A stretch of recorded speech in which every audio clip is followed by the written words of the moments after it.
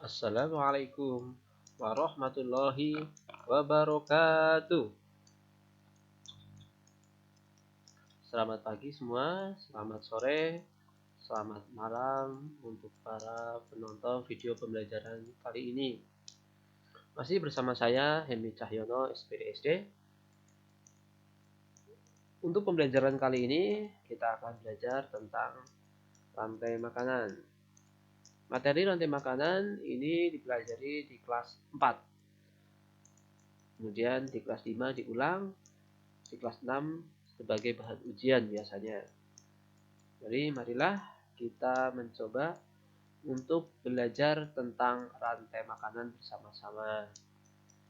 Dengan melalui video pelajaran ini, saya harap bisa membantu anak-anak semua mempelajari rantai makanan dengan gambar-gambar yang sudah saya siapkan.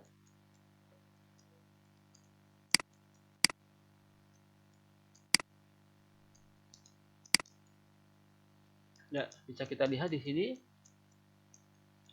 ada 5 objek di sini. Ya, 5 objek di sini yang berperan dalam rantai makanan. Yang pertama kita lihat di sini adalah padi. Kemudian gambar kedua adalah kecorang.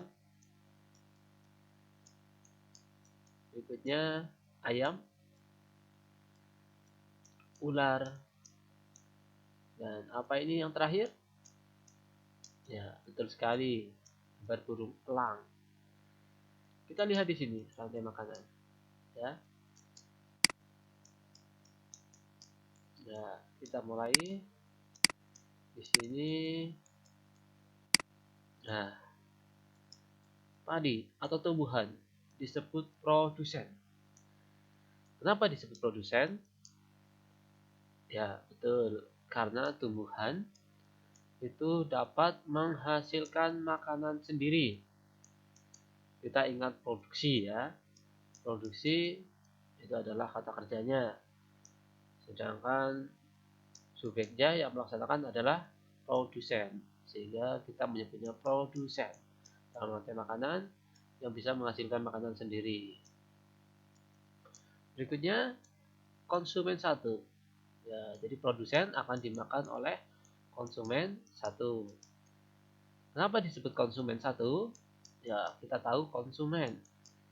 Konsumen itu artinya menggunakan, menghabiskan.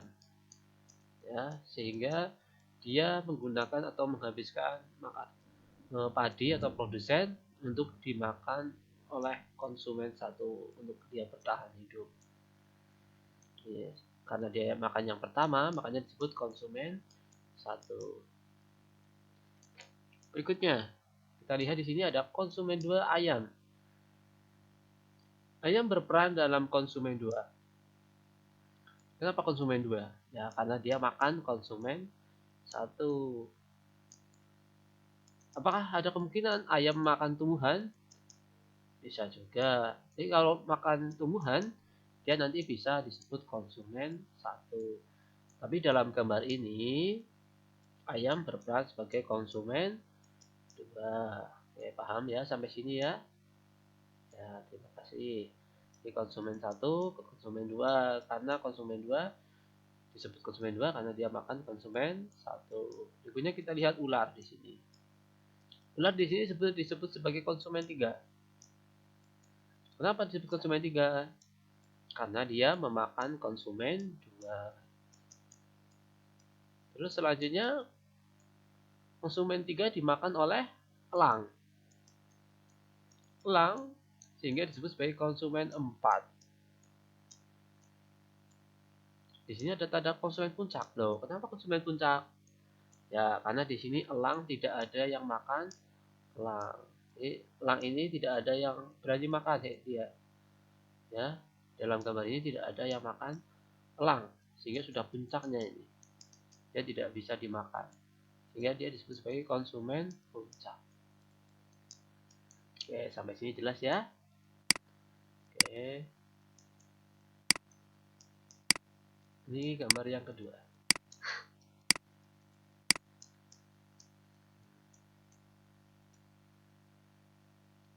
Sekarang dengan istilah yang berbeda.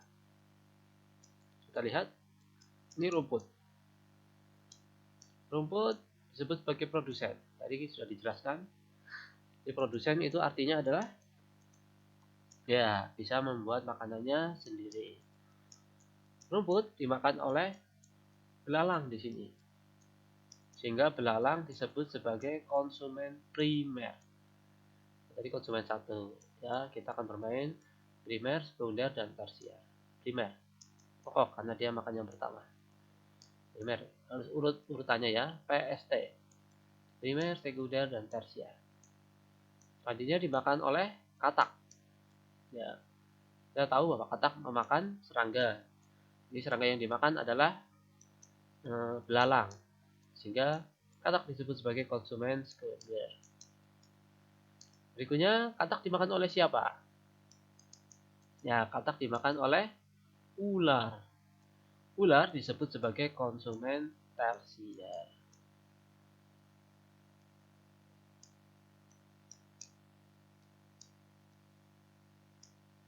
Berikutnya konsumen final. Kita lihat di sini, ular dimakan oleh siapa ini? Elang ya, atau burung garuda. Dia dimakan oleh elang, sehingga elang disebut konsumen final. Kenapa final? Karena tidak ada yang berani makan elang. Loh, kok ini dimakan oleh pengurai?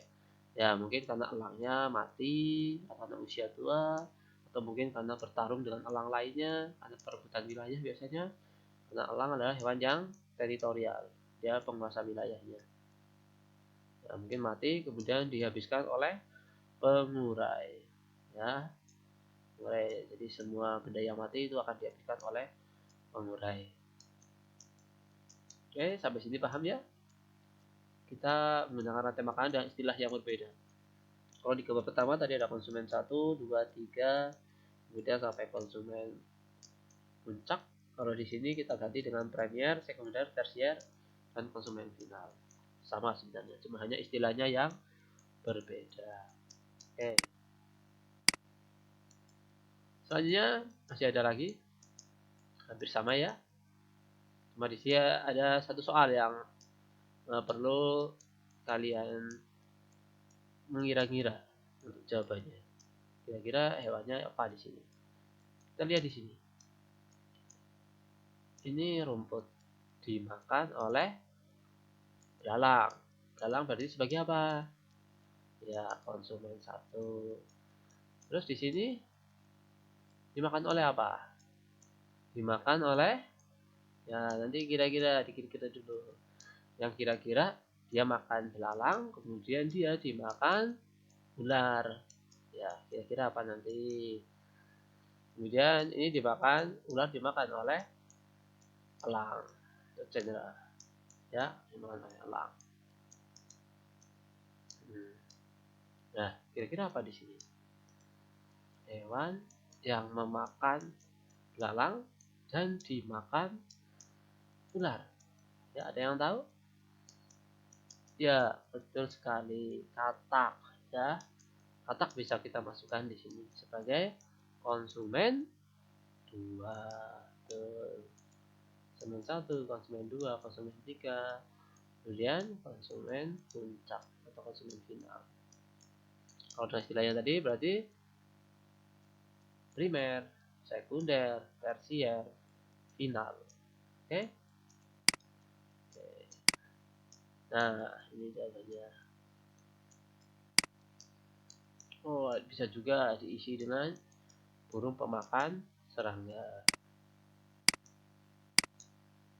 Selanjutnya, nah, kita lihat. Di sini ada gambar buah tomat ya. Nah, dia dimakan oleh, ini sudah bukan rantai, karena di sini bercabang, sehingga disebutnya sebagai jaring-jaring makanan. Jaring-jaring karena bercabang-cabang. Jadi polanya sudah tidak satu lingkaran, satu rute sudah. Ini bercabang rutenya. Kita lihat di sini, ini dimakan ulat. Ulat dimakan burung. Kemudian burung dimakan oleh elang. Ya, ini burung kecil dimakan oleh elang. Kalau kita ke atas ini dimakan oleh tikus. Nah, kita tahu tikus itu pemakan segala. Ya, pemakan. Maksudnya tanaman yang ada di kebun, tanaman yang ada di sawah, seperti itu. Kemudian tikus ini dimakan oleh elang. Yuk kita lihat kira-kira apa jawaban di sini. Ada yang tahu? Nanti di sini juga akan dimakan oleh ini, berarti kita harus mikir di sini. Harus mikir 2 kali ya. Karena dia nanti akan sebagai konsumen. Kita harus mencari konsumen 1, kemudian juga harus mencari konsumen 2. Ya. Ada yang tahu? Apa hewannya makan ini? Apa? Daun-daunan atau mungkin buahnya yang bisa dimakan di sini? Ya. Misalnya apa? Yuk, kita lihat. Belalang. Ya, betul. Dan kita lihat yang makan belalang berarti apa? Ya, ayam. Oke. Apakah bisa hewan lain? Bisa saja, ya. Bisa. Misalnya sini ular. Ular makan belalang apa juga bisa? Bisa, kalau ularnya masih kecil, yang makan belalang-belalang masih kecil. Ya. Nah, selanjutnya ini. Selanjutnya kita lihat di sini. Ada S, U, T, V, W, X, Y, R. R. Kira-kira yang mana yang produsen? Ya, betul. Produsen itu selalu dari tumbuhan karena dia itu menghasilkan makanan sendiri atau disebut dengan apa? Produsen. Ya, menghasilkan makanannya sendiri. Jadi tanaman jagung. Berikutnya kita lihat di sini yang kira-kira bisa dijadikan konsumen 2, konsumen 1. Mana konsumen 1? Ya, ini ya. Hewan belalang atau juga tikus. Tikus bisa ya. Berikutnya yang bisa dijadikan sebagai konsumen 2 yang bisa makan belalang siapa? Ayam ya. Kemudian yang bisa makan tikus siapa? Ya, betul sekali. Misalnya adalah ular. Tuh, ini makanannya apa? Ya, ini burung beo dan burung kakatua ini. Kakatua raja dan kakatua triton ini. Jamur kuning. Dia makanannya adalah jagung. Berarti bisa disebut sebagai konsumen 1.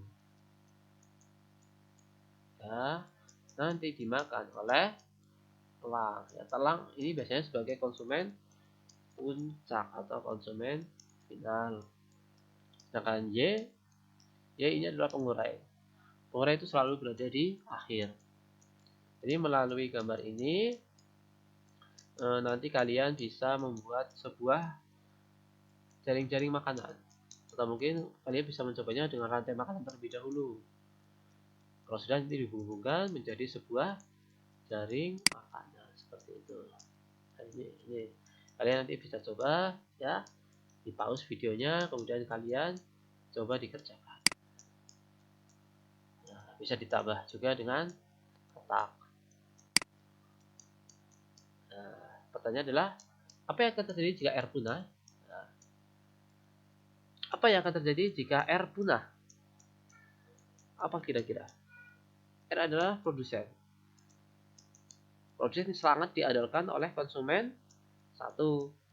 Sehingga jika tidak ada produsen gimana?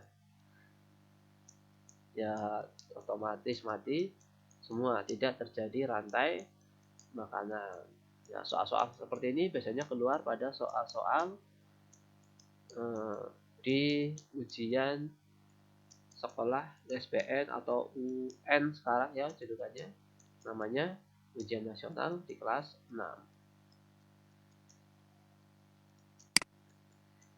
Nah, apa yang terjadi jika populasi W menurun?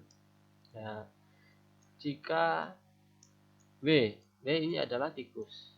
Tikus makan jagung. Jika UBM-nya menurun atau jagung, kita anggap saja jagungnya misalkan punah lah ya, habis karena diburu.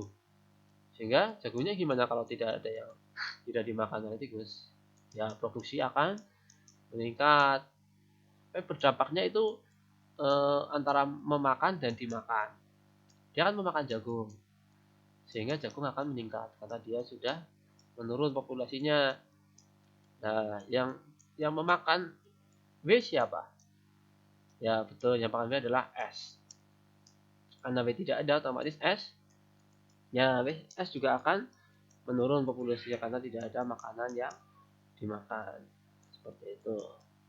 Jadi kalau dalam rantai makanan, kita harus teliti dan jeli, kemudian melihat betul-betul jeli tentang misalkan banyak pertanyaan seperti ini, biasanya ini berpikir soal tingkat tinggi atau HOTS, High Order Thinking Skills. Oke, saya kira untuk video pembelajaran rantai makanan kali ini hanya sampai di sini dulu. Nantikan video-video pembelajaran berikutnya dari saya, Bapak Henry Cahyono. Oke, terima kasih sudah menonton.